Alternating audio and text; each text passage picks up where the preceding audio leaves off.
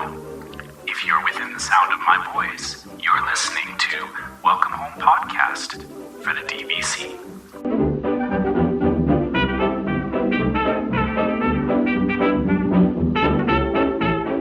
Hello, everyone. Thank you for joining us on episode 19 of Welcome Home, a Disney Parks and Vacation Club podcast. I am Tom, and as always, I'm here with Trevor and Damon.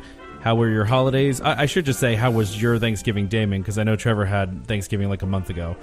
It was good. We ended up, we were going to go to Dollywood, and we ended up canceling that and going to Busch Gardens Christmas instead. So we had not been there before. We had previously been to Dollywood the year before. So it was nice to get a little bit of a different take on it. And it was cold. It was cold. Was it cold. Really? Yeah, it was cold.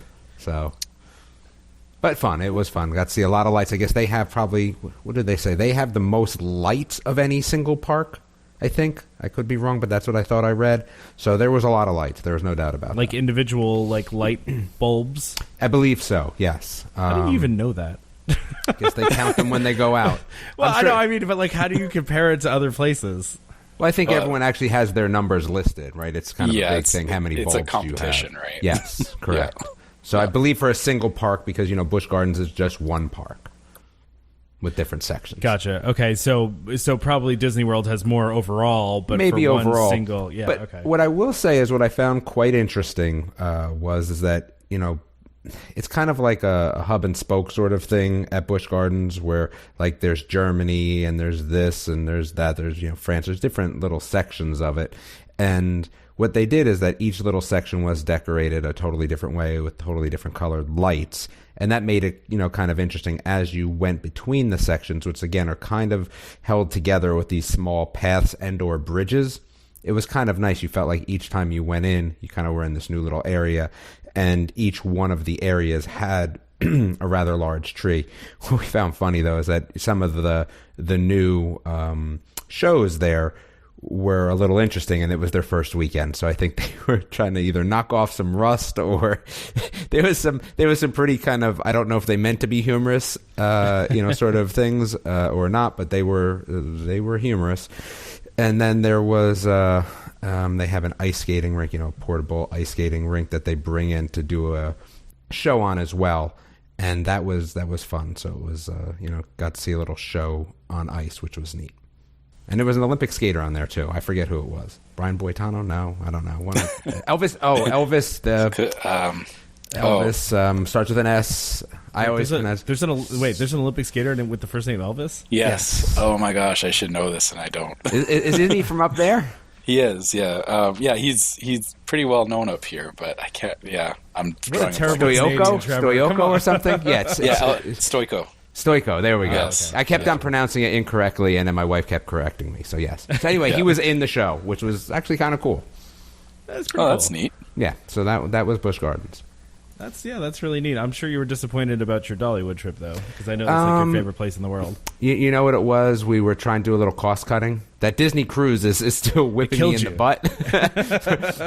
Again, they're great, but man, are they expensive. So we were trying to recover a little bit for Christmas, and we said, hey, you know what? A single day at Busch Gardens definitely is cheaper than 4 days at Dollywood. So that's what we did. Well, yeah, that's cool. I can't say that I've ever done that before. We have a park down here that's Carowinds, and I've never done their winter thing before, but I don't even know what it looked okay. Yeah, and it doesn't seem like it's great. And the thing for me is, where I am is that Carowinds and Busch Gardens are the exact same distance away. So when I have my choice, I go Busch Gardens. That makes sense. Trevor, how was your Thanksgiving a month ago? It was great. This last week I just worked and did a little bit of Black Friday shopping, but it was like any other week for me. So I just love the fact that Canada. I almost said Canada. I'm sorry. I just love the fact that Canada's Thanksgiving is like a month earlier, but you still have Black Friday. Like, that's just so funny to me. Well, I think it works out better because we do all the Thanksgiving stuff, and we get that out of our system, and then we've got time to prepare for Black Friday. It's not like one into the next. It's true. You get like the whole week to really look for what you want, and then and then Friday you go out and get disappointed because it's sold out everywhere. Well, and I'm assuming this is the same thing in Canada, but Black Friday now is like 2 weeks before. Like it goes on for like several weeks now before Black Friday even happens. So yeah, I'm still getting emails about sales at various places. So never ends. It's just a sale all of December. So yeah. Well, anyway, so let's talk about some Disney stuff. How about that? Yes, and 2018 Disney stuff too. Yeah, that's the cool thing. So those that don't know, DVC members out there or prospective DVC members, the Moonlight Magic dates were announced for 2018, and I feel like there's more next year than there were this year, and I could be wrong about that. Way more, right? Yeah, there's way more this year. Yeah, so there's 14 dates total for 2018, which seems like a lot of events to me. But I'll tell you really quickly what all of these are. So we've got. So basically, for those of you who don't know what Moonlight Magic is, first of all, DVC does a complimentary after-hours event at Disney parks, and so it's something only DVC members can do, which is pretty cool. But it is for the people with the blue card. So if you have resale, before a certain point or after a certain point, you don't get this benefit. So you do have to have the direct purchase for this, but. Basically, you'll have the parts yourself with all of the DVC members. Hopefully there's a lot of space to walk around, and you're hopefully having walk on to rides and things like that. But as we've seen with a couple of them, that's not always the case. But less people than normal in the parks, let's say that. And then there's also complimentary beverages, complimentary snacks. So it's a really cool event and an exclusive thing for DVC members. And so they just announced the dates for next year for 2018. And so we really quickly here we have January 11th, January 28th, and February 6th for Magic Kingdom. So early in the year, those are happening really soon. So for anybody with a resort reservation, the reservation's actually already opened up for that. So you do have to go to a website which they release.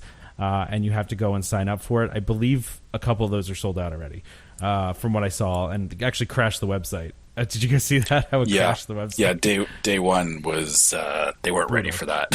Yeah, not at all. It just crashed the whole website.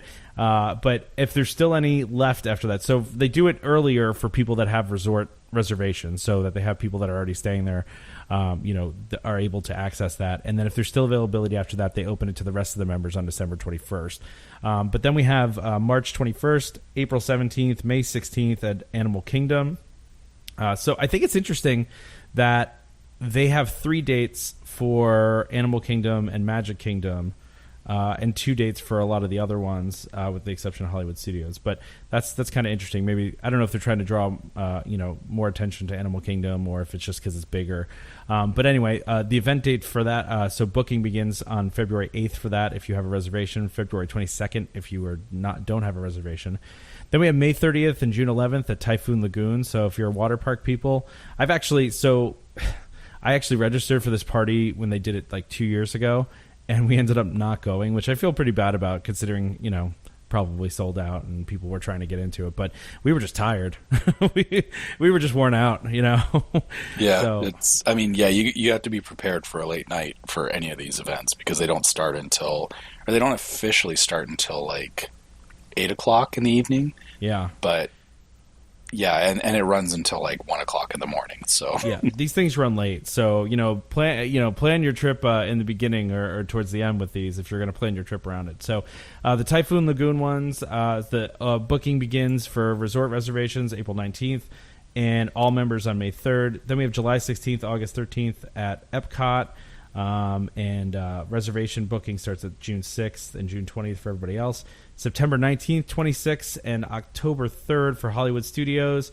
You can start booking that on August 30th if you have a reservation. And then November 15th at Disney California Adventure Park. So they're doing one at California Adventure. And Trevor, did they do one this past year at DCA? They did it in Disneyland. They did Disneyland. Okay. Yeah. I'm surprised they're not doing another one at Disneyland. Maybe there's just too much going on at Disneyland to make that work. But I think with Star Wars Land coming, because it's a much more compressed park, I think it's a lot harder for them to do right now. That makes a lot of sense. I kind of would see that as being an issue. So So as I mentioned, registration opened for the Magic Kingdom one, and it crashed the website, and a lot of people were very not happy. I've also seen a lot of Florida residents that are not happy because they feel like they have to now make a reservation in order to participate in these events. So I kind of understand that too. I don't know. What do you guys think about these? I mean, I know I wish I could go to them, but I don't know. I'm going to be there for the Typhoon Lagoon one. I'm kind of debating. I don't know. So there is something that's changed this year too with how they're doing the reservation, and so a lot of what I've read for the grief that people have about it, this is all based on how things went in 2017, which there was definitely some lessons learned. The first thing is that it seemed that there was a lot of people, and I'd read this in a few places, that locals were booking into every possible event that they could, even if they weren't planning to go or not. Part of the reason being is that, they were trying to get people in that they were friends with. So they would show up, get somebody in and then leave, which that goes back to what you were saying about some of the events were packed because they were all sold out, because really there was more people going to these events than there should have been in the first place. So one thing that they've changed this year is that each membership, so in your household, if you and somebody else is on the title for your DVC points, you both have your own membership. So each individual membership can only book one event. So if you've got two people in your house, you can actually book two different events, and each membership is allowed themselves and then up to 5 guests. So because of that, it seems that it's going to allow a little bit more control over the amount of people that are filling up each event. So you do actually have to think about which event is important to you, right? Well, and it's going to allow more people to participate theoretically, right? Yeah, exactly. Because like I said, I think what happened last year is that, there was a lot of people that they booked it even though they had no plans of going. And so it really skewed the numbers of, whether an event was sold out and all that. So I think DVC had a hard time figuring out who all was actually going to these events. So there is more limitations this year on them. That makes sense. So, but Damon, you're thinking about going though?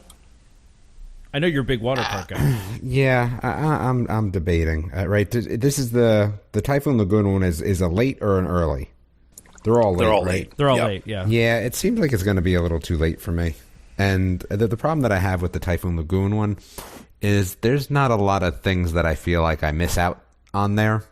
You know what I mean? There's not like I'm waiting for, Winnie the Pooh for 3 hours. Like there's not a lot of that goes on at the water parks. Yeah, I know. So, yeah, I mean, it might be nice because there's less people there, but I mean, the only thing I would say that would make it enjoyable for me that might get me to go would be that it will be dark-ish, right? Dark at some point. So it will be kind of cool to like ride some of those rides in the dark. But that to me is really only the real benefit I have, because I'll tell you, if you knock out a water park first as your first thing to do during the day, there's usually no one there. Oh, early not too many people knock out water parks first. So we usually have enough time when we go that's kind of what we do. We'll knock out a water park, come back, change, go to a park later. So I don't have too many problems with that. So the allure of short lines is not as great there. And plus, my wife is not a big water park person. So to spend extra money on something, like I said, we did the surfing in the morning as, an extra. That was worth it. But I don't know. I was only going to do it just to do it to say I've done one. I don't think there's really a big need for me to do it, if that makes sense. I was going to point out it's not a paid event, so you don't have to worry about the extra cost thing. Totally free. I think it would be an extra cost in sleep then, I guess. Would be yeah, it's an adjustment to your schedule for sure. Yeah, I guess you would call it, if you were into economics, maybe an opportunity cost. You would be tired and maybe not spend as much time in the park the next day, or you would not get as much sleep. So I could see that. Me personally, I'm kind of sad that I can't make any of these, because I would love to go to one that wasn't a water park one, and especially since I'm always going during summertime. I could have totally done the Epcot one, like no problem. But Trevor, didn't you say that your next trip is like a couple days from one of these, right? Or you're not changing plans around that, right? No, we're not. So we're going to be down there first week of May, and so one of the Animal Kingdom ones is the May 16th one is 4 days after we leave. So I would like to, and especially considering that we had plans to go to this year's Animal Kingdom event, and we had to change it because of the hurricane. Irony. Yeah, I would love to go, but I can't justify shifting. I've already booked everything at this point. Like, I've got time off from work and all that kind of stuff. So changing it all just for that one night doesn't seem like it's not a big enough draw for me at this point. Yeah, that's hey, I wouldn't do that. I mean, I feel like because I mean, you'd have to change flights. You have to. I mean, there's all sorts of expense that it would cost for you to go to this free event. You know. Yeah, exactly. Now, I guess we did have a listener question about this. Do you want me to read this off? Yeah, sure. And this was thank you, Laura, for writing in. Go ahead, Trevor. Yeah. So Laura wrote in. She said, "Hey guys, love the show. I'm always excited to see a new episode pop up on my feed, and I have a question for you. We are new DVC members, and we're excited to see the new 2018 Moonlight Magic dates. It's our first time to be eligible, and wondering if we should plan on attending one. With our annual passes, we are there for frequent short trips, so it's fairly easy to shoot for one or two. In your opinion, is there a good one to attend?" So my take on this is that I guess a good one is whichever park you love the most. And I know that sounds kind of loose, but you really want to think about the whole point of this event is that it's a nighttime event. So the difference between being at some of these parks and doing some of these things during the day versus at night, for some people there is a difference for that. For myself, I was really excited to go to Animal Kingdom because, the idea of being there, seeing Pandora at night, and especially, having an opportunity to really explore that area when there's not a huge crowd of people, that seems like a really big draw to me personally. If you don't care about Pandora, then Animal Kingdom is probably not the one that you want. On the flip side, some people would really love to be in Magic Kingdom at night. I know I love riding Big Thunder, like while the fireworks are going off and stuff like that. So that may be a bigger draw. So I think to answer your question, Laura, at least my take on it is you really want to look at which park you feel you would enjoy the most in that kind of atmosphere. Yeah, I totally agree with that. And that's really what I would say is if you can plan your trip around whatever you want, it can be any date or whenever you want to go, I would absolutely, I would say definitely you should go. You should definitely do it. I mean, there's no reason not to, right? And I like these kinds of special events because I feel like it really, I don't want to say makes you feel special for being a DVC member, but it kind of does. These kind of special events that you can go to where it's a pretty exclusive type of thing. And it's really nice to be around other members and, talk to them and kind of see, some of the different things that they do. And so, and see people in person like that. So I think it's a great idea to do it. And just to echo Trevor's point, I totally agree with the idea of go to whatever park is your favorite park. So I would probably choose Magic Kingdom if I were going to do it, just because even though I love Animal Kingdom, like Trevor said, I like riding, some of those classic rides at night. I think it's a lot of fun, but I don't know. Damon, what do you think? So I don't necessarily agree that I'd want to go to my favorite park. I think that look at it more from an economical standpoint of time, and I think I would do one where I felt like I would be waiting online the longest if I wasn't there during this. So while Animal Kingdom has Pandora, right, so that right now would probably be what I would defer to, just to be able to get on those rides a little bit quicker and have a little less people when you want to explore. The tough thing is that when you get to a new land, it's kind of tough to, feel the atmosphere sometimes because it's usually just so crowded. So that's kind of how I think I would approach it, in how I would kind of conquer it. Because again, the water parks are probably some of my favorite places in Disney, but I don't know if I would do one because it just doesn't seem energy/time effective for me. You just made me think of something interesting, and Damon's point is really good too. But I'm looking at the Hollywood Studios dates, and I'm thinking to myself, man, it would be really cramped to be in Hollywood Studios for one of those events because there's only so many rides. But this makes me think that if the dates for Hollywood Studios are September 19th and 26th and October 3rd, that Toy Story Land will definitely be open before September. Yes. Because I don't think that they would do this event without that being open, right?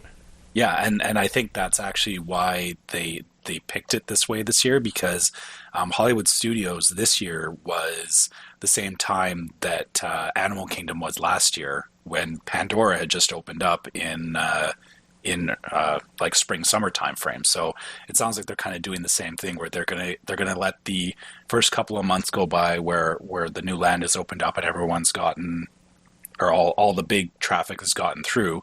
September is getting into, or well, end of September is not super quiet, but it'll be winding down a little bit. And so that seems like a good time for them to open this up for people that want to go and explore Toy Story Land as DVC members through a private event. So yeah, actually, yeah, that one's probably a good one if like how Damon said, if you're looking to minimize your wait for those really heavy demand rides, Hollywood Studios would be a good one to consider for sure. And I wonder how much, too, once Toy Story Land opens, is that going to moderate the crowds at Pandora at all? Or are you still going to have a lot of people at Pandora and then just a lot of people at Toy Story Land? So, because I think it probably would be good to do Animal Kingdom right now, just because you do get access to Pandora. And because everybody would be at Pandora, like if you didn't care about Pandora and all you cared about was riding Everest or riding Dinosaur or whatever, you could probably walk onto those rides because everybody's going to be at Pandora, right? So, oh yeah. Yeah, so I think that's, it's an interesting strategy that I hadn't thought of, Damon, and that's why we have you on here, for different thinking. I usually don't think the same as you guys do for whatever reason. I don't know if it's just, the amount of kids I have.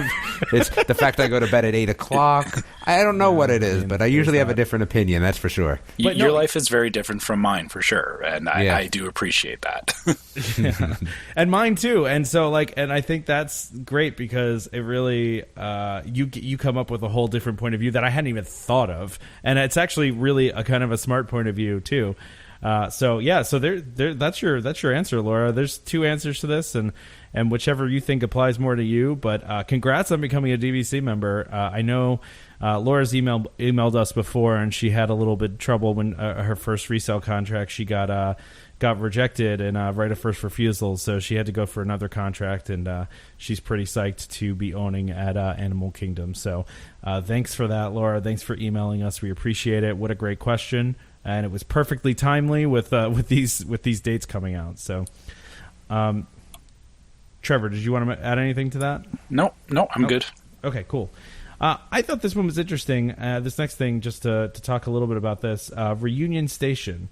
So this is something new, and I saw there were some DVC people that seemed happy about this, and there were some DVC people that seemed not happy about this. So, and I'm not sure how you guys are going to feel about it, but I'm interested. So, I'd like Tom to guess how we're going to feel. I think, you know what? So, because it's a premium upcharge type of thing, I think you're both going to be okay with it, because in general, we're usually okay with upcharge events on the show. So, I would agree. That's my guess. So, okay. Good. And the interesting thing about this too is the lounge is going to be available at other times. So what I'm talking about, I should probably talk about what I'm talking about first. So Disney's going to open something called Reunion Station, which is, if you know about Copper Creek and all the stuff they just opened near Copper Creek, which they opened the Geyser Point Bar and Grill, and there's a little area over there that's kind of a small venue. And basically what DVC is going to be doing is offering a paid lounge experience where it's going to be have select food and beverages daily during specified times and during the duration of your stay. So in the morning and evening hours. It's going to have a variety of premium experiences, which they haven't been more specific about, so I don't really know what that means.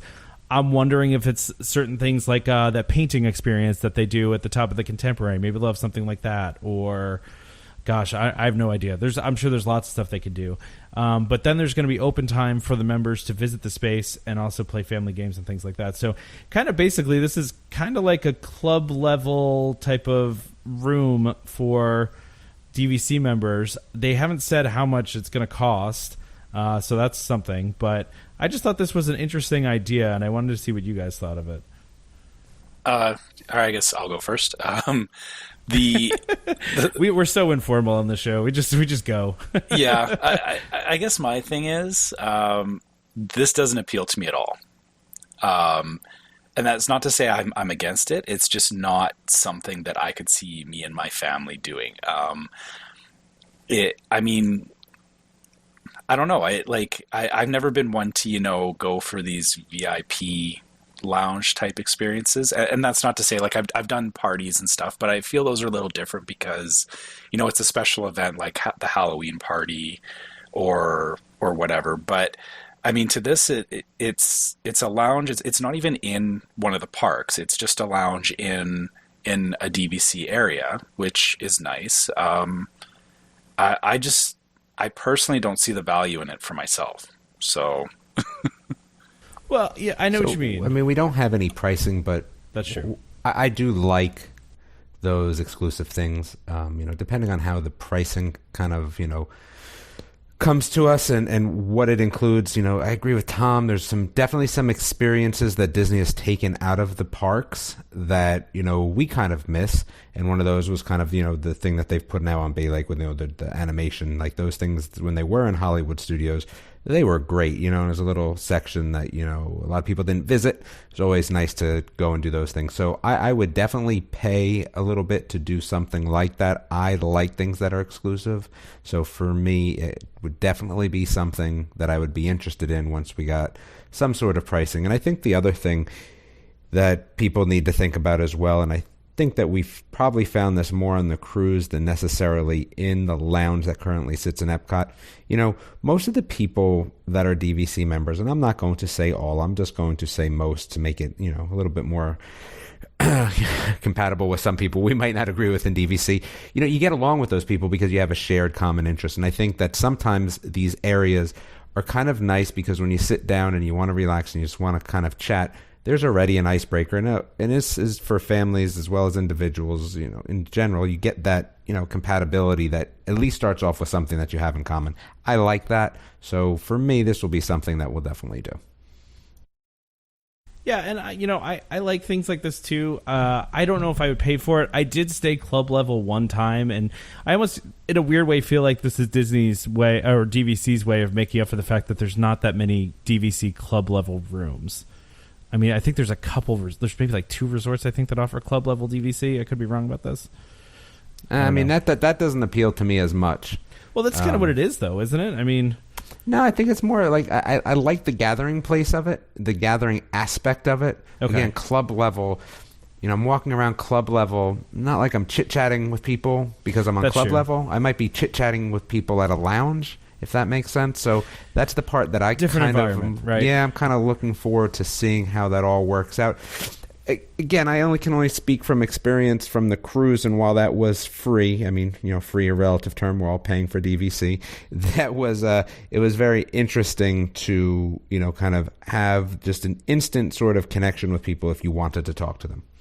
Yeah, and I did the Christmas party a couple years ago, the holiday party, whatever, a couple years ago, and the free party that they do where you get an ornament and all that stuff.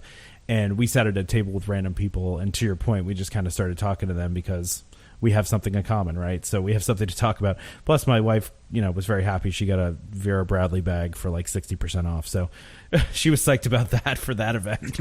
But yeah, she a DVC bag nonetheless. But anyway, I mean, I'm kind of indifferent to this. So I've stayed club level before, and I have to say it was nice. I did it for my honeymoon, and it was just because we were doing our honeymoon that we decided to stay club level.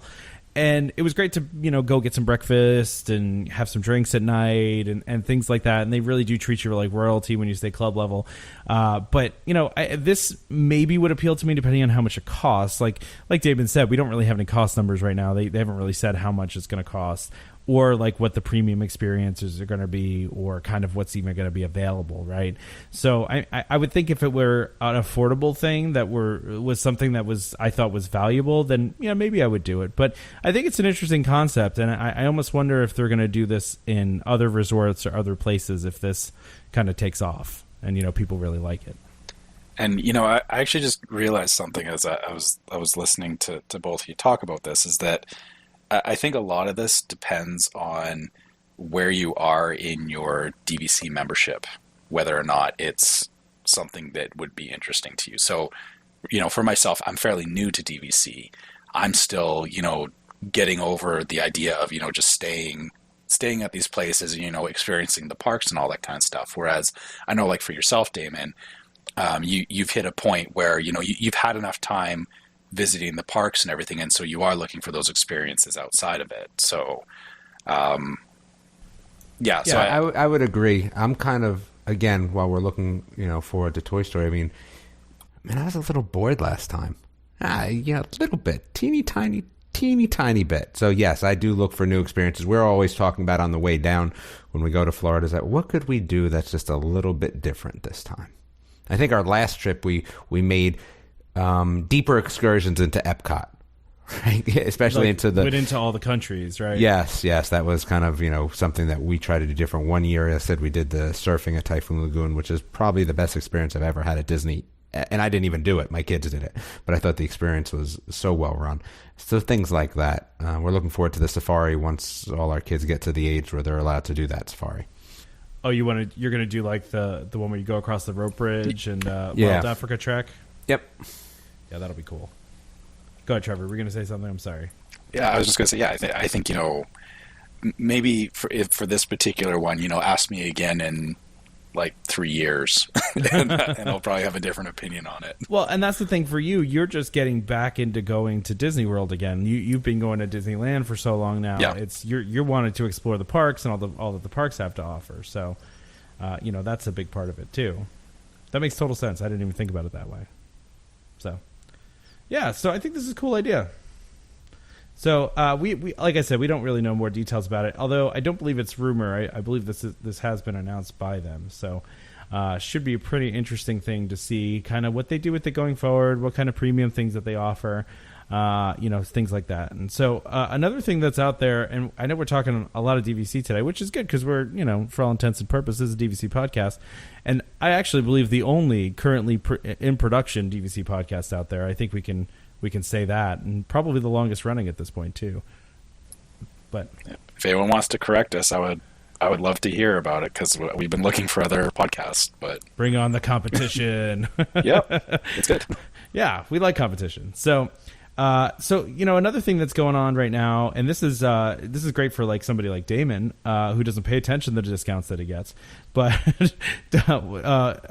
Disney World is testing getting discounts through Magic Bands. So basically, when you scan your Magic Band, instead of having to show your card or whatever, it would just already be on your band, and they would just automatically give you the discount, and you wouldn't have to, show a million things to get it. Right now, they're only testing for annual pass holders, and there's no word on whether they're going to do this for DVC.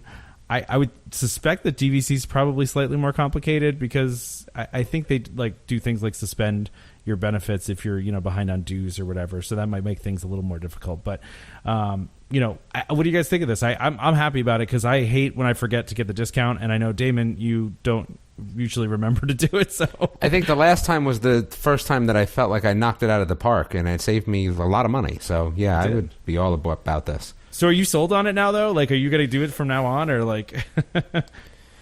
I don't know. I mean, I'm sure I'm going to try because it definitely was a lot easier. I think the problem has always been is that when you go with another family and they're on dining plan and you're not, you kind of forget because of that. I think that if, our friends, I don't believe, we're also DVC members, I don't believe they're going to do dining plan this time around. So it might make it easier for us. You know what I mean? We might gravitate more towards areas where we can save that money. Again, we're usually along for their ride more than anything. So forget, because it's not everywhere, or, you just kind of forget because you're chatting, there's I forget too. Yeah. So last time, though, it was definitely worth it because we went by ourselves last time. It was real easy for me to be like, hey, we better ask about that discount rather than, interrupting yourself from whatever else you were doing. Well, and that's the funny thing is, so I think I've said this before on the show, I don't carry cards with me in the park.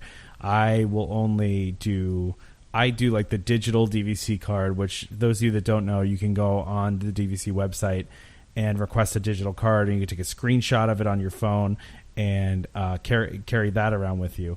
and that's a great way to do it. And I also take a picture of my driver's license too, so that way I don't even have to carry my driver's license. But I would really love if they had a solution where it was just all on my Magic Band, and then I had to carry nothing, and they could just scan my band, know that I'm a DVC member or an AP and annual pass holder, and just give me the discount automatically, and I wouldn't have to worry about that whole remembering to do it, because I honestly forget half the time too, Damon. So you're not alone in that, and I think probably a lot of people do. At the same time, I wonder, for me, I'm like, does Disney really want to do that? I feel like the discounts are almost like gift cards for stores, right? Like department stores love selling gift cards because like a large percentage of them never come back, and basically they just make money and never have to give that money back when people redeem the gift cards. I feel like it's the same thing with these discounts. It's like almost Disney would probably almost want you to not remember that you have it, right? So like it's funny that they're trying to make it easier to get that discount. Because in a way, it seems like it would be against their priority to do that. I think that's it, though, is that, we talk about that as being a little bit of a knock. And I think that, when people talk about gift cards, they talk about it as well. And I think the benefit of the discount, making it easier for people, makes you feel like they're not trying to get you. You know what I mean? So yeah. I take the kind of the opposite approach, is like, hey, they want you to have it. It's hard to have it. Then people complain because they didn't do it. Now that complaint level will go down. That's my thought. I think it's a different kind of way to think about it. Well, and as much as people think that Disney's all about like money, which they are. I mean, they're a business. They're about money. They are about experience too. I mean, they are about people having the best experience possible. They do care about that. And I'll give you an example.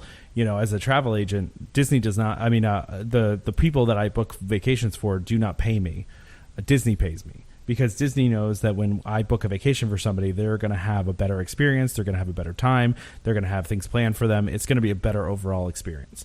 And so those types of things do matter to them as much as money does, because they want you to keep coming back, and they want you to, and plus they probably assume that I'm going to, make you spend more money, which is not true.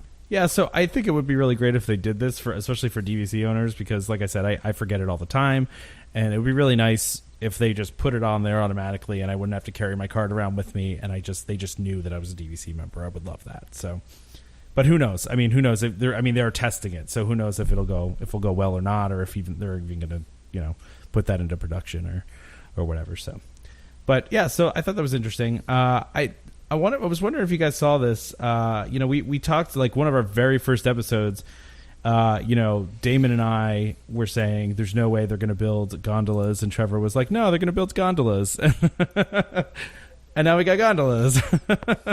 That was like episode 1 or 2, I think, when we talked about that. But it's funny that it's actually happening now. But for those of you that didn't see it, and we'll post these pictures along with the episode, but there's some really cool concept art that's out there for the Disney Skyliner. And it seems like they're making a lot of progress on this. I was really psyched to see the designs, because I feel like the designs that they made really fit in with the places that they're at. So, for example, the one that's going to be at the International Gateway behind Epcot, it's kind of almost like got like a French kind of look to it, where it's got like a lot of steel, and it looks like the International Gateway, actually. I mean, it's pretty much what it looks like. And then, the one that's over at Caribbean Beach looks kind of beachy, and, kind of has like the green roof and that type of thing. I just don't understand why that has to be a hub. I mean, I kind of get it from the logistics, but yeah, I don't know why the Caribbean Beach one has to be like where the hub is. Yeah, I think the hub should just be a hub. Like, I don't think it should be at a place, but I think it should have been its own hub, like the transportation hub. If you're going to make a hub, don't ruin everyone else's experience that's at the place. Oh, that's my thought. Well, we all know how you feel about Caribbean Beach. So. Well, I hate it, but I know, that's besides what I'm saying. that, you hate it. So it's not even that, because I think I'm going to love the Riviera. So I think that this is just it's. I don't know. I don't agree with it. I think this should be its own hub, but we'll see how it works out. Logistically, it makes a lot of sense. I really like. Did you guys see the design for the one that's the Hollywood Studio Station? Because it looks like the entrance, like it's got like the turquoise color, and like the spires, and like all the silver. I just think it looks cool. I don't even know what era. It's like a 1950s Hollywood era, right? It's what that's kind of giving off. I want to say, yeah. I'm sure someone will correct us. Maybe if we have the time period wrong. Yeah, I think it's actually maybe even earlier than that. It might be. Yeah, it might be earlier than that. But I think it's really interesting. So there's some cool things here, though, too, because Disney's Art of Animation and Pop Century, they didn't actually share the image of that one. I don't know if you noticed that, but there was no image share for the other location.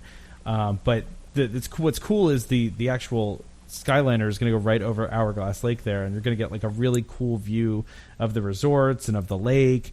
And there's also going to be like a turnaround station along Buena Vista Drive, and you're going to get a cool view of like all the components that make up the gondolas and how they work. It looks pretty cool. I was surprised to get more details about this. I kind of wasn't thinking we were going to, but it seems like they're moving really quickly on this project. And I mean, they haven't said when it's going to be open yet, but I wouldn't be shocked if it was open by the end of 2018. Pure rampant speculation. Yeah, I think it's in their best interest to have it. I'm thinking early 2019, so like first couple of months into 2019. And if they don't have this before, and I'm thinking purely because of Star Wars Land, because that's just going to ramp up the amount of traffic going through these places, and they need it. Like that, I honestly don't think the existing infrastructure is going to be able to handle it when Star Wars Land opens up. Well, I even think with all the infrastructure they're adding, it's going to be a nightmare. It's going to be such a nightmare to go. I just can only imagine how bad it's going to be. But yeah, you're totally right. I think they definitely have to have it done before Star Wars opens. But you know, it looks like they're moving really quickly, and I know these systems usually go up fairly quickly. And you know, along with this, they also released some pictures of the new Caribbean Beach, resort, all the refurbishments that are happening there. So maybe you know, in the future you wouldn't hate it as much, Damon, because they are redoing it and making it a lot nicer. So, but that's kind of fitting in. I don't hate it because of that. I mean, I think that it's horrible to get to the buses. I think it's just.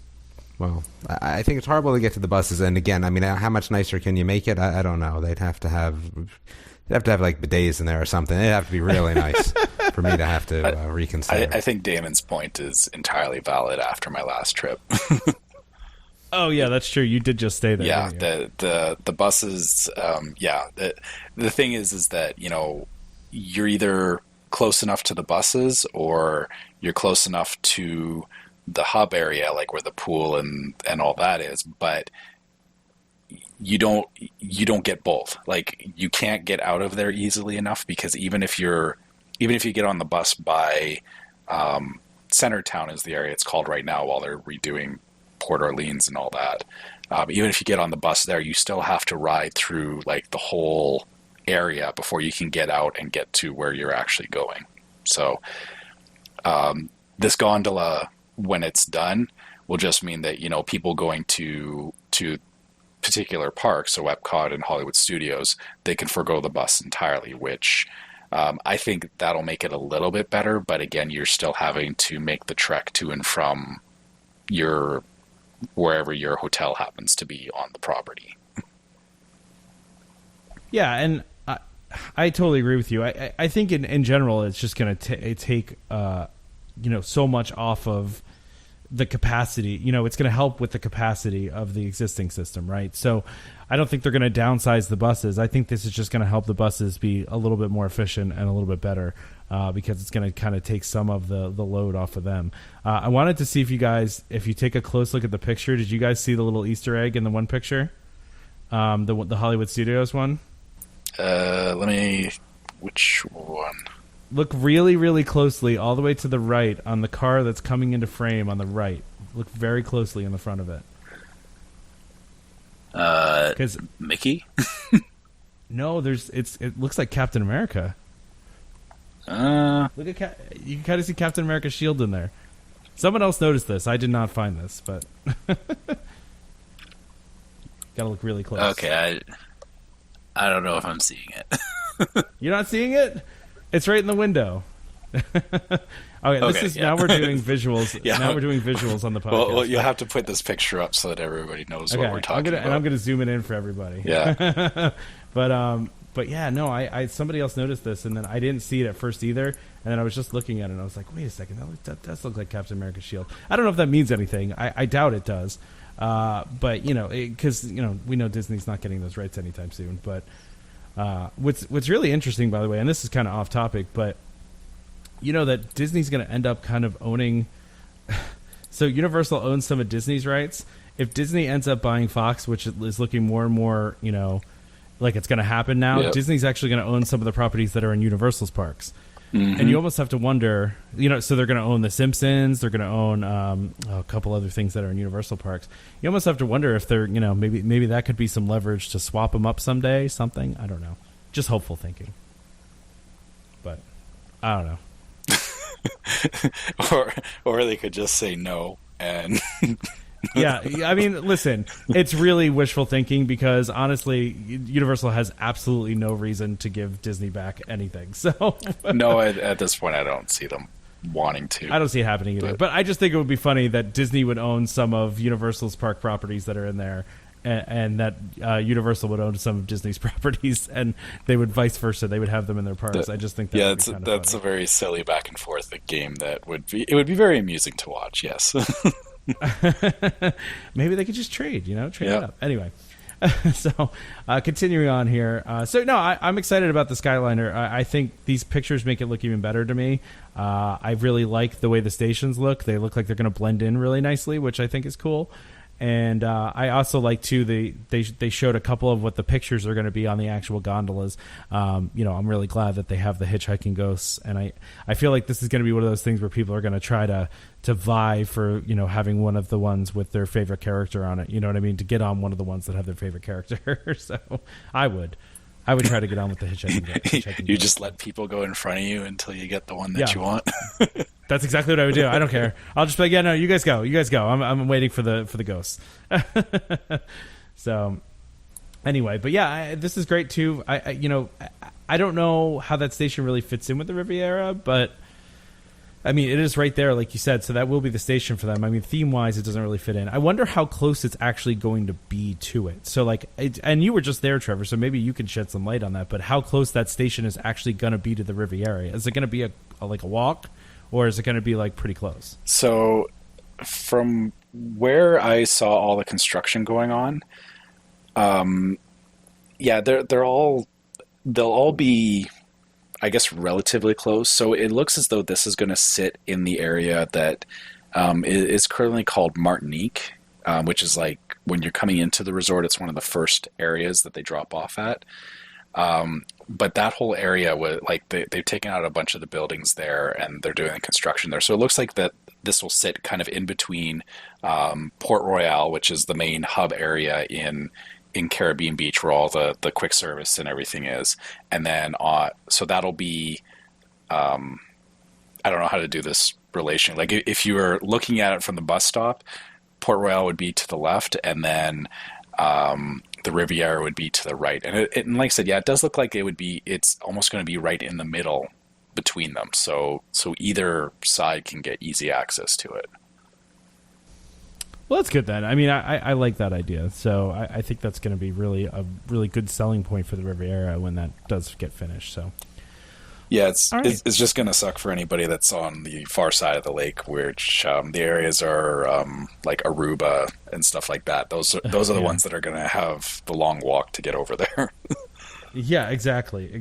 So a couple other things here. And we're a little bit late to the party on this because this news came out kind of right after our last podcast, but permits have been filed for the announced Tron coaster and for the Magic Kingdom Theater. So there's some plans out there for this. I have to say, looking at this, the Tron coaster is going to be massive. I mean, it is taking a huge amount of space. I can't even believe how much space it's taking up, which I think is a great thing. Yeah, I was going to say good.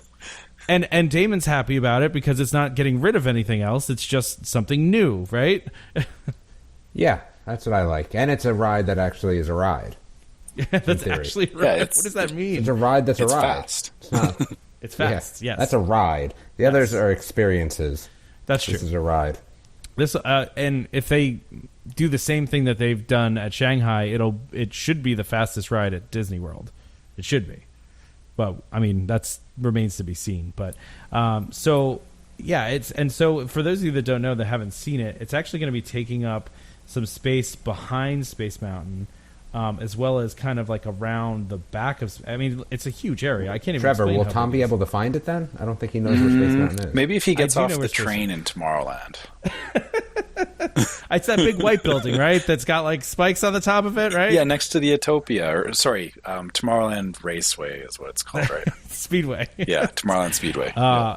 You have to be forgiven for that, though, because it is called Autotopia elsewhere, so that's allowed. Yeah, I know, but I need to make sure I know where I'm talking about, or else Damon will correct me.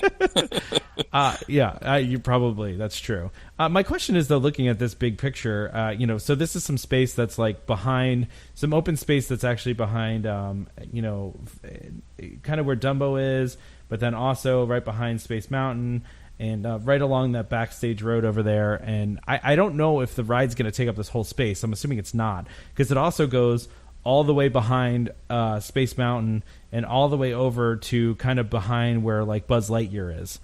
And that's where the whole permit runs. But then behind Buzz Lightyear is where the theater is going to go. So that was a previously backstage area, and that's where they're going to build the theater. So now we're going to be walking through that area. And you might have gotten to walk through there before. Like when I did the express bus the last time I was there, I walked through that space. When I've done the behind the scenes tour, the Backstage Magic tour, you get to go through that area. But most people have not been there. So it's kind of hard to tell from the permit where the Tron cycle is going to end and where the theater is going to begin. I mean, it says MK1 and MK2 on these, and again, we'll post these. But it looks like there's going to be a lot of work going on around the two of these. And actually, I'm looking at the second picture, and it does look like it's, well, I don't know. It's hard to tell. I can't read these things, but it looks like the Tron cycle is really just going to kind of be just behind Space Mountain. And then it looks like they're going to move some like retaining ponds and stuff like that. So I thought this was interesting. Yeah, it seems, if you're looking at like north, south, east, west, Tron's definitely going to be north of Space Mountain. And in my head, I want to believe that this will just spice up that whole area around the Tomorrowland Speedway. Like you'll just have a lot more going on there with the Tron. And I would hope maybe that with this development, maybe they'll look at doing some improvements to the Speedway as well, so that it's not... Sorry, the Disney World one is pretty bland. Compared to the Disneyland one, yes, for sure. And that's the thing too. I've seen some of the things in the plans where people are saying that they're going to have to modify the Speedway. I don't know if that's true or not. From the plans I saw, it didn't look like they were modifying the Speedway at all. But it looks like this is really going to be taking up a lot of space, and it's going to be a pretty large show building that this is going into, and it's going to make for a really neat area. My question becomes though, what do you do with Space Mountain at that point, right? Because now you have two kind of futuristic indoor dark coasters right next to each other. I'm assuming this is how limited Tom is in his understanding of rides, because he's never been on them. So I think we'll be good. So me and Trevor are going to speak from experience. I think we'll be all right. Yeah, my answer is that they actually get to drop the wait times below 120 minutes. That's a good answer, right? That's a good answer. I mean, I'm just saying, like, I'm not saying they'll get rid of Space Mountain. I'm just saying it's interesting they're going to have two similarly themed rides kind of next to each other. I know Tron is not like space, but it's in a similarly themed land, right? I think it's perfect. They couldn't. What would happen if they were going to get rid of Space Mountain? Would you actually ride it then? Like, would you have to ride it? Like, I told you I wanted to. I will ride it. I swear. It just didn't happen last time I was there. That's all. Too long of a line. Any of our listeners that so the next time Tom is in Disney World, we're going to give him a button or something so that our listeners can identify him, and I want somebody to take him by the hand and take him to the front of the line and sit him down and make sure that he gets on it. Well, so, what I'd probably do is I'd do a live video of me going onto it. That would be great. And I'd buy the picture afterwards, to share with everybody. So, yep. Rightfully so. I know. One of these days it will happen. I promise. But I just find it interesting. I'm not even saying that they should get rid of it. I think you're right where they're similarly themed. I just saw somebody kind of say something online. It's like, okay, they have two dark roller coasters right next to each other that are sci-fi kind of themed. Now, Space Mountain is obviously about space, and Tron is, a little bit different than that. So, I don't know. I'm not saying they're going to get rid of anything anytime soon, but I do find it interesting. So yes, these are cool. Trevor, what were you going to say? I was going to say, like I said, the thing is that for Space Mountain being, it's getting up there in age. It came out in the 70s. It's when they and it still pushes 100-minute plus wait times in Magic Kingdom. So for somebody to say that they're going to close it down, I mean, no way. Like, Disney is more than happy to have that and then another new one sitting next to it, and you will still, I can bet both of them will have ridiculously long wait times because of that. Oh gosh, yeah.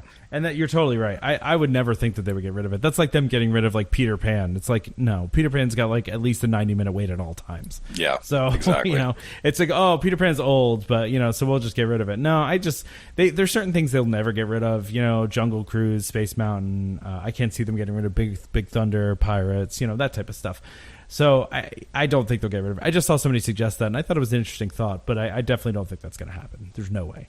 So that's out there, and like I said, we'll post some pictures about that. But now to talk about rumors. We love our rumors on the show, so I've got some really cool, juicy ones, and the first one Damon's going to be really mad about. I'm excited for this. So some new details were supposedly released. Now I have to go look on the sheet that we work off of. What's that? Now I got to go look at the sheet. No, just let me tell you. Let me tell you and get you mad. I think you might like this, though. You think so? Okay, maybe. We'll see. We'll see. Okay. So supposedly some new details were released for the Guardians ride. And which I know, a starting point, Damon, you're already not happy about the Guardians ride anyway. Because I'm not happy because it's Guardians. You're right, but I think Tom's going to be wrong about why he. Oh, thinks really? I'm Okay. Well, so the report is that there's not going to be any inversions on this roller coaster. Apparently, it's going to be a very long coaster in length, but it's not going to invert at any point. But there are a lot of straightaways, a lot of tight turns, a lot of things that'll be enhanced by projections and lighting. So I thought you'd be mad about that. For all of our listeners, and I think that it's sad that I think that our listeners probably know this better than you do, Tom. But I mean, I've spoken about what my favorite ride is, and I'm saying outside of Disney, because my favorite rides don't actually exist in Disney. I hate to say that, but my favorite ride of all time happens to be Lightning Rod over at Dollywood. Best roller coaster I've ever been on. There's no inversions, so that doesn't bother you? No. Okay. No, not so much. All right. Well, because it's fast. If it's fast, and I think the thing that is actually interesting is the enhanced by projections and lighting, because I think that we get you don't. I would say, again, I can't really talk to you about this, but I'll talk to Trevor. Is that so? Like you're in Space Mountain, and that ride is so slow, but yet it does not feel slow because it's enhanced. And I think that's why this will be interesting and will be fun. We should have a little separate, sort of thing where we actually talk about rides that Tom doesn't go on, and we can actually, kind of broaden these horizons and kind of I was going to say, actually, I know all about the rides. I've just never been on them. I actually got a story for you about enhancements in Space Mountain in Disneyland. So does it count though? Because it's in Disneyland. Yeah, all right, we'll listen. It's still Space Mountain. Okay. So they actually did an overlay for Star Wars. They did. They themed it all up with Star Wars stuff. So as you were going through Space Mountain, they had all kinds of projections with X-wings and lasers and all that kind of stuff, and that made the ride so much better than what it was. And I know it's hard to say that about Space Mountain, but I really, really enjoyed that, and they did a spot-on job with it. So, yeah, you're right. Projections done with very good timing and done right, and I'm sure that, being Disney, they've got Imagineers looking at this and thinking about it really hard. I'm very positive about what they're going to do with this coaster. Well, and I know I haven't been on Space Mountain, but I do know that Space Mountain maxes out at 25 miles per hour. And if you've ever been driving in a car at 25 miles per hour, it is painfully slow. And so so that's completely enhanced by the tricks your mind plays on you in the dark, and also by the projections that make you feel like you're going faster. So I know I have not been on it, but I know that is one of the main ways that Disney enhances that ride, even though it only goes 25 miles per hour. So yeah, no, I think this is great because it's family friendly, but it's also going to be it's definitely going to be fast from what it seems like. They really didn't say kind of speed wise what it was going to be like, but they did set a lot of straightaways and a lot of straight sections and tight turns. And there were some other reports that it was going to be a flying coaster, so that makes it pretty cool too. There's a lot of interesting things that they're doing with this ride that I think is going to be pretty cool. And it looks like the old area for the pretty much the whole attraction from Universe of Energy is really just going to be kind of loading and unloading, and the rest of the ride is going to take place, and obviously the like pre-show rooms and all that kind of stuff. And then the rest of it's going to be in a show building that they're building in that area where they filed all those permits. So, but then there's going to be a launch tunnel and a return tunnel, obviously, where they're going to go. The coaster's going to launch into the show building. So it looks pretty cool from what I've seen. So does this make you more excited or less excited about it? Me or Damon? Because I'm both of you. I love Guardians. When I heard that it was coming, I was super happy. Sorry, Damon, I know you love your Ellen and all that, but I was on board from the get-go. I'm on board for a new coaster, so that's fine. And it is going to be the first coaster at Epcot, so that's pretty cool too. And so I think it's going to be really neat. It doesn't say anything about like any physical show scenes, so I don't know if we're going to get any like animatronic, Star-Lord or Rocket or I would love to see a big animatronic Groot personally. I think that would be pretty cool to see a gigantic animatronic Groot. But that's okay. If they don't have that stuff, I'm not going to be all that bothered by it. But the show building is 133 feet tall, which is a little over 12 stories. So it's going to be a huge show building. I mean, it's going to be gigantic. So I think that's pretty cool. I have no idea how they're going to hide a 133 foot tall show building, but Disney knows what they're doing. So all right, great. So on to the next thing here, this is another Epcot rumor, and this one is really intriguing to me. And that's there's been a rumor out there for a while that Disney's going to put another hotel in the Epcot area. The last rumor that came out is that they are considering putting a hotel at the entrance gate of Epcot. And so what I mean by this is like literally right at the entrance. There's been some talk that they might incorporate the monorail station that's already there at Epcot would be incorporated into this hotel somehow. But my first thought was, okay, hotel, now I'm not going to be able to see Spaceship Earth. That would stink, right? If they blocked that view. But from all accounts, it seems like they're talking about having a couple connected buildings, and it would almost like frame Spaceship Earth, so you'd still get that view. It just would be a little bit different. So I think this is awesome. I would love to stay at a resort that's like literally in the park. How cool would that be? Where you could, because California Adventure has that. Yep. A couple of the other parks around the world have that. That just seems like something that Disney World's missing that they need. Yep, California Adventure having the entrance from the Grand Californian where you just walk right in is fantastic, and that's been my reason for staying there when I've gone. So, yeah, I agree with you on that point. The whole thing about,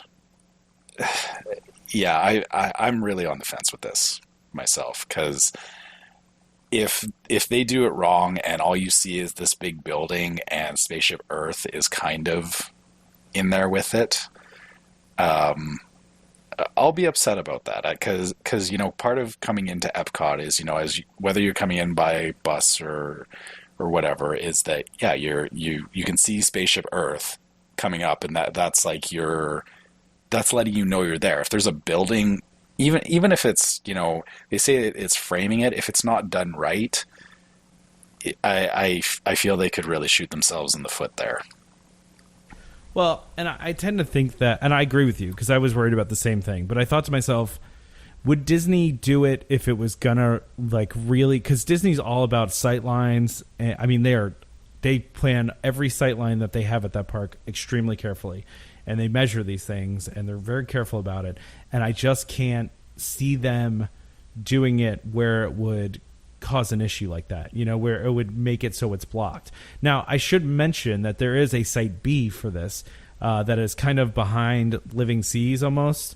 There's like a little wooded area over there that they could put it in, which would be cool too, because again, it would still be in the park and you definitely wouldn't be blocking the view of Spaceship Earth. But I don't know. I thought the idea of it was interesting because there are several other parks, that they have around the world where you actually, I forget which park it is, but there's a park where you actually walk underneath one of the hotels to walk into the park. Disneyland Paris. That's right. Yep. Disneyland Paris. Yeah. And it looks amazing. Oh yeah. It looks incredible. Like, I mean, and so that's why I feel like, okay, so they could do it there and not ruin, any views that they have going on there. I don't know. I think it would be cool. If they do it right. I don't care if they block Spaceship Earth. I think it's a good idea. I'm all on board. To block Spaceship Earth? I don't care. What do I care? When I get in the park, I see it. That's true. What does it really matter? I mean, because you can't see it standing in line. You know where else I can't see it? If I'm in New Jersey, I can't see it either. Right? It doesn't really matter. So for me, I'd rather the park having a hotel in the park sounds so much better and far outweighs any 100, 200 feet while I'm standing in line where I can't see Spaceship Earth. That's fair. I think my concern more is that if the building itself ends up being an eyesore in and of itself, and then it's framed with Spaceship Earth. I'll just look at Spaceship Earth from the other side then. Yeah, you'll just always go in through the international entrance and never. I'll stay at Caribbean every single time and just ride the gondola in. You'll stay at Riviera. Yes, no, I'm going to make it worse for myself. I'm going to stay at Caribbean. I'm going to take a 2-mile walk to the gondola, and then I'm going to ride it in the back, so I don't have to see the hotel. Wow. Wow. Okay.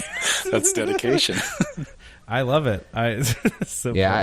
Again, for me, I don't mind that, and it may be because, like you said before, is that I've seen Spaceship Earth 8 million times. Like, I'd rather have the hotel there. Because I've actually started to find that I like Epcot the best of anywhere. And that may be the foodie in me coming out a little bit more as I've ridden all the rides, but I really do like Epcot, so I would love to stay on, in Epcot itself. Would be great. This is super off track, but it's something that I never really did until fairly recently, and it was at the behest of my mother, who was actually with me, was I had gone into the American Adventure, but I never actually gone and seen like the show. And I know that sounds really terrible that I should go see that, but that was like one of the coolest things I've ever seen when I finally saw it. Have you guys ever done that? No, but on the same side, I haven't seen the Canadian one either. So, okay, I've seen the Canadian. What's the American Adventure? Like where they have all the animatronics on stage and like they're moving in and out, and like they have one where there's a character that walks and. Oh yeah. I've seen I forget what the actual show is called. I don't know why I'm blanking on the name of the show, but I'm sure someone will tell us. But I had not seen that until a couple of years ago, and I was like, man, this is like really good, and I just totally didn't. It's very disappointing. What is? The way you Disney is disappointing to me. It was one of those things, like you were talking about exploring Epcot more. Yeah. Like I don't consider that exploring Epcot personally, but yes, okay. Well, I'm going to let you have a pass. Seeing some of the shows and stuff that you normally wouldn't stop and see in the pavilions, I guess. That's what I mean. Yeah. But is that really like a pavilion show? It is, yeah. It's in the American Pavilion. It is, but like it's not like the Italian juggler or chair guy. It's not. It's a real, honest to goodness, like not moving around show. That's true. Yeah, it's like a movie, or like you go and sit in a theater, right? Yeah, but it also has animatronics and stuff like that. I know that's really random. I know we weren't even had this, on our list to talk about, but because I love Epcot too. I just for whatever reason that one I think I went when I was a kid and I was like, this is boring, and then as an adult I was like, oh, this is kind of amazing. I couldn't appreciate it as a child. I actually saw an article on that recently. I hate that I can't remember where it was because I kind of like to plug people when I read their articles and I think they're good, but they were having the same sort of discussion about Epcot, and I thought that was interesting. Oh, really? When you were younger, that everyone's like, oh, stupid Epcot, like who wants to go there? And now Epcot's awesome. Yeah, I agree. I always kind of bristle when people like say, oh, Epcot's not for kids. I'm like, I really feel like it is, but it can be if you do Epcot the right way, and I don't know. Um, no offense, Tom, but when I your know, I don't have child any is kids, I know. when your child is a bit older, take them to Epcot and tell me what happens. Does your child not like Epcot? He was bored in there the first day we got in. Oh no! Wait, how old is He is 9.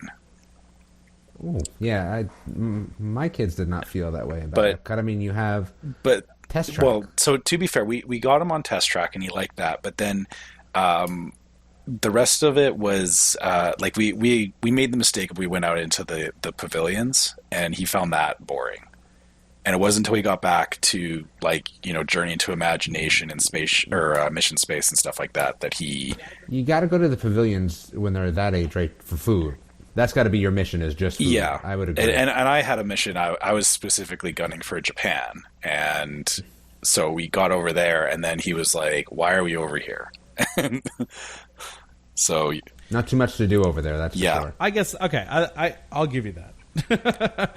I'll give you. yeah, that. you got to be careful with Epcot because not all of it is geared at entertaining kids necessarily. So.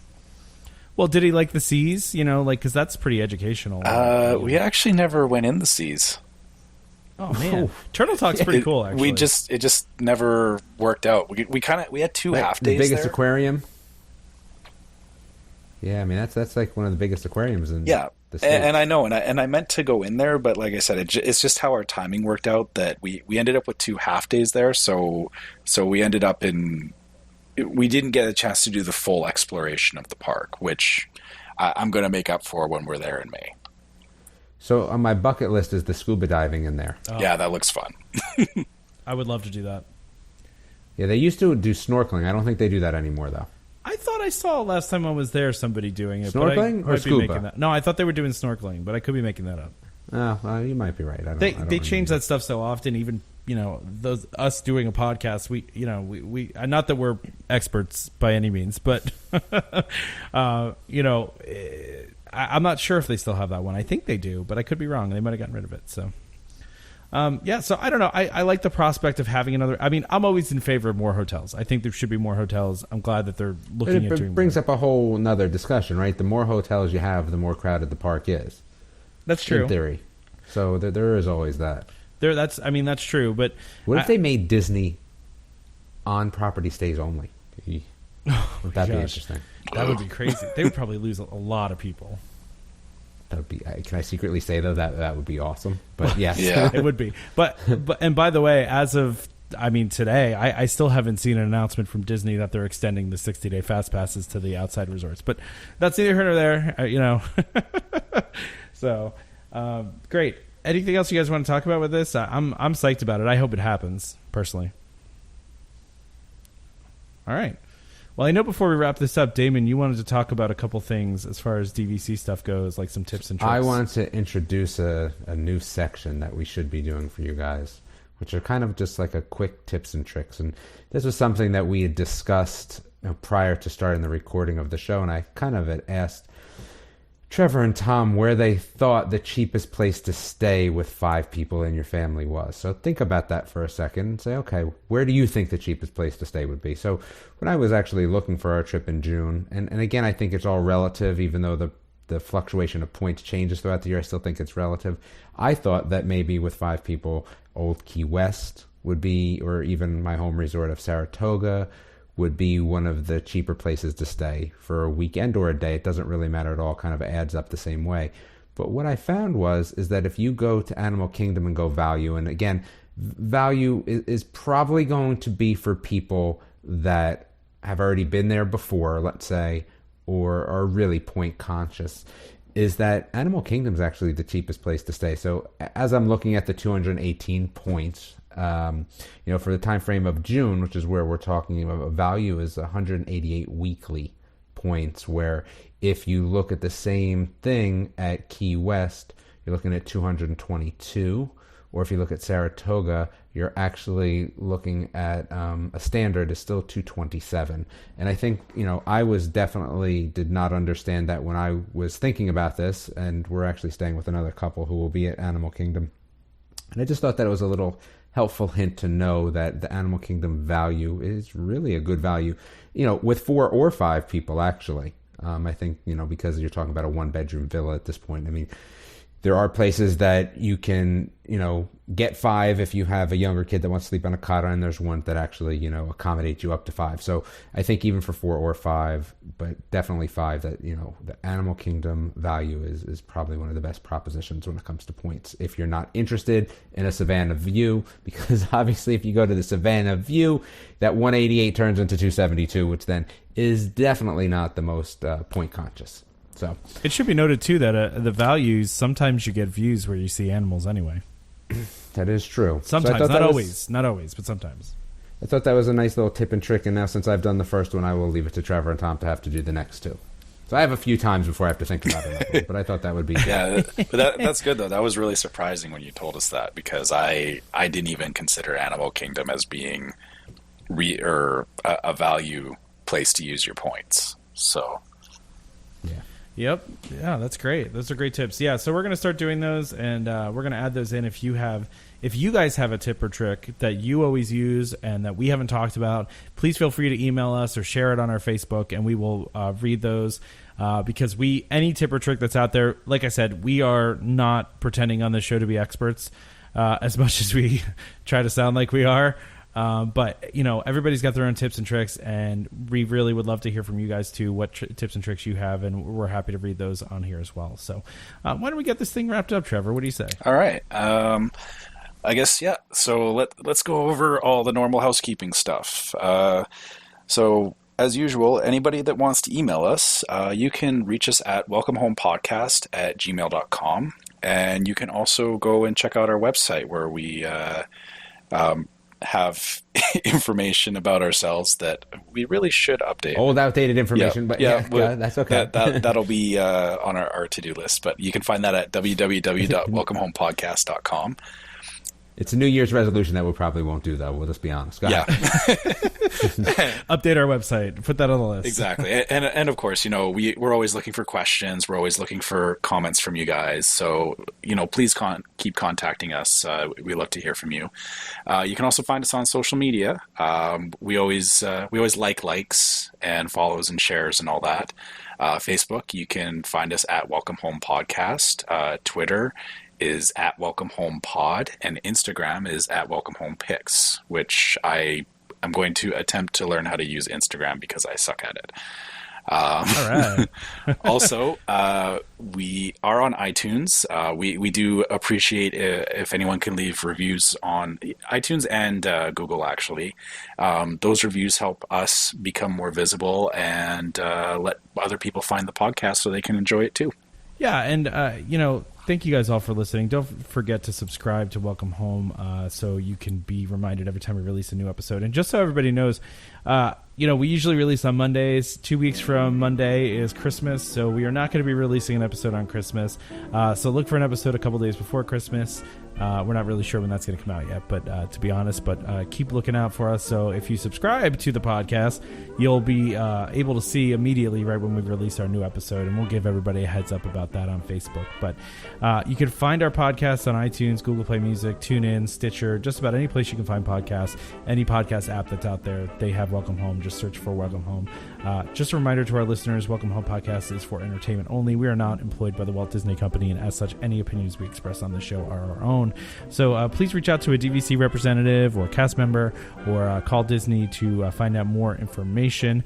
You can find me on PrinceCharmingVacations.com for all your Disney vacation planning needs. Damon? You can find me at BSC Kids and Toy Royalty. Great. Thank you for listening to Welcome Home Podcast. Join us next time for more Disney Parks discussion and, of course, more Disney Vacation Club talk. One more thing before I go. Big thank you to listener Chad for sending me a Club 33 pin. You are the bomb. I had to give you a shout out, Chad, because I really appreciate it. So wow, that's awesome. Anyway, yeah, it's coolest thing ever. So thank you, Chad, for that. There's no way I'd ever get that otherwise. So that was really cool. So thank you guys so much for listening again. We hope to see you all real soon. This is Skipper Albert AWOL, the voice of the jungle, signing off from Welcome Home Podcast on the DVC. We do a huddle when we hit a chair. How she can cuddle is no man's affair. I looked around from pole to pole, found her in a sugar bowl.